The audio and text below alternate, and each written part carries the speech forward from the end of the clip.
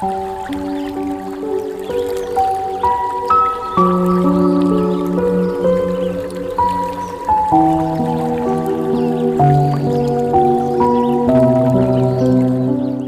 thème de ce jour, c'est la lune, passeport pour réussir les travaux spirituels.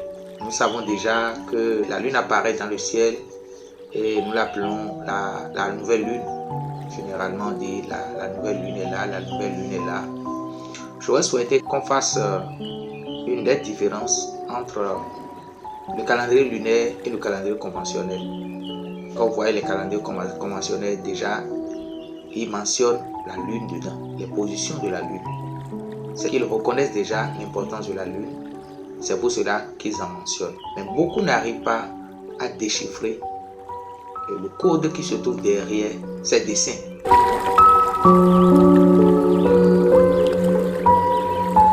Quand vous observez bien dans les calendriers conventionnels, vous allez voir la lune avec ces 4 phases. Il y a la lune nouvelle, il y a le premier quartier, il y a le deuxième quartier, il y a le troisième quartier, le quatrième quartier. Entre la nouvelle lune et la fin de la lunaison, il y a au beau milieu la période qu'on appelle la période de pleine lune.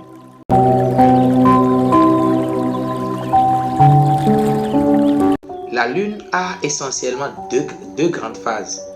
Il y a la phase qu'on appelle la phase de la lune montante, qui est composée de 14 jours, 14 à 15 jours. Pendant cette période de 14 à 15 jours, la lune apporte des bénédictions sur la planète Terre. La lune influence positivement la planète Terre et a influence en même temps tous les êtres qui se trouvent sur la Terre, que ce soit les humains, les animaux et tout. Au fait, la lune apporte ses bénédictions et ses grâces. Et ceux qui savent, ceux qui sont avertis, peuvent profiter de cette période de 14 jours pour faire tous les travaux de prospérité, de réussite et de succès pendant cette période-là et avoir le maximum d'effet, parce que la lune est là avec toute son énergie et il vous ramène toutes ses bénédictions pendant les 2 semaines qu'on appelle la phase de la lune montante.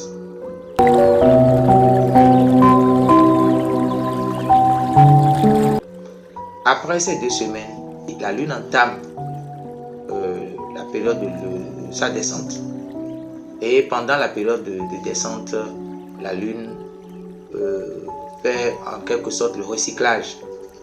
Il essaie de ramasser tous les déchets de la terre et les renvoyer à l'esprit infini pour être purifié.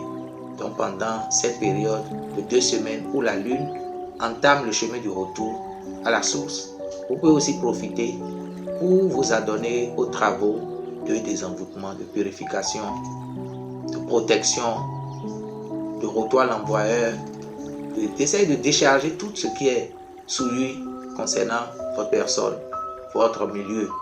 Et quand il s'agit d'un endroit envoûté, d'un lieu où règnent les pénombres, vous pouvez profiter de cette période décroissante pour décharger les lieux, décharger les personnes et décharger les fardeaux comme on le dit. Voilà les 2 grandes notions que je tiens à partager.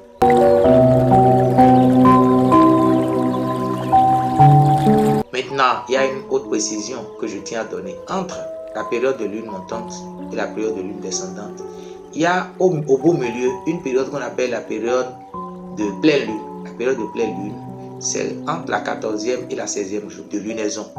Donc, pendant ces 2 à 3 jours, la lune est à sa puissance de croisière.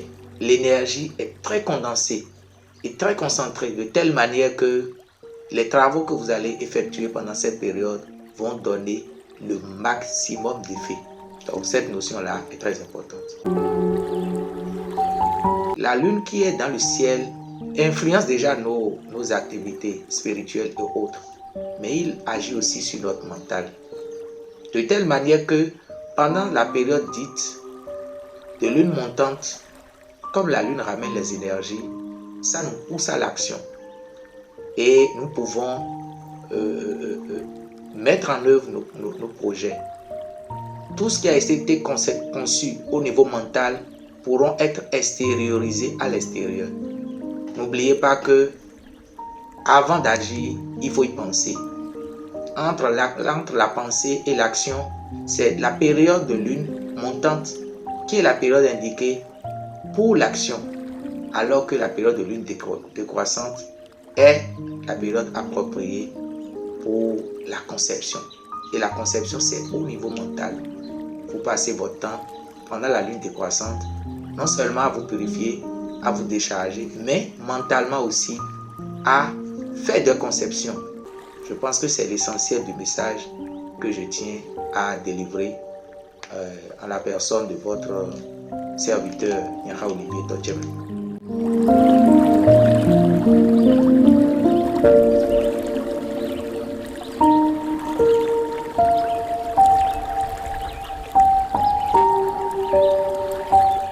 À présent, nous allons vous présenter les savons de la gamme Harmonie. La gamme Harmonie, c'est les savons à vertu spirituelle. Parmi ces savons, nous avons le savon phare qui est baptisé Purifica. Comme son nom l'indique, c'est un savon qui désemboute, qui purifie, qui détache des liens occultes, les phénomènes de marée de nuit, les phénomènes de toile d'araignée, toutes ces choses, au fait qui nous avertit du fait que l'aura ne brille pas assez. Quand l'aura est perturbée, nous pouvons rentrer peut-être dans les toiles d'araignée, nous pouvons constater que nous sommes pourchassés dans la nuit, etc., etc. Donc le rôle du savon purificateur, c'est de corriger ces dysfonctionnements et c'est de libérer l'aura de ces chaînes qui l'emprisonnent en quelque sorte. C'est un savon qui est présenté comme un savon de Marseille. C'est réalisé avec des plantes qui concourent au détachement, à la purification, que vous pouvez utiliser tous les jours, sans tabou, sans interdiction et sans contrainte. Voilà le tout premier savon qui accompagne d'ailleurs tous nos savons, tous les savons dont nous allons vous parler plus tard, le savon phare qui les accompagne, que vous pouvez utiliser les soirs de préférence avant d'aller vous coucher, c'est le savon purificateur.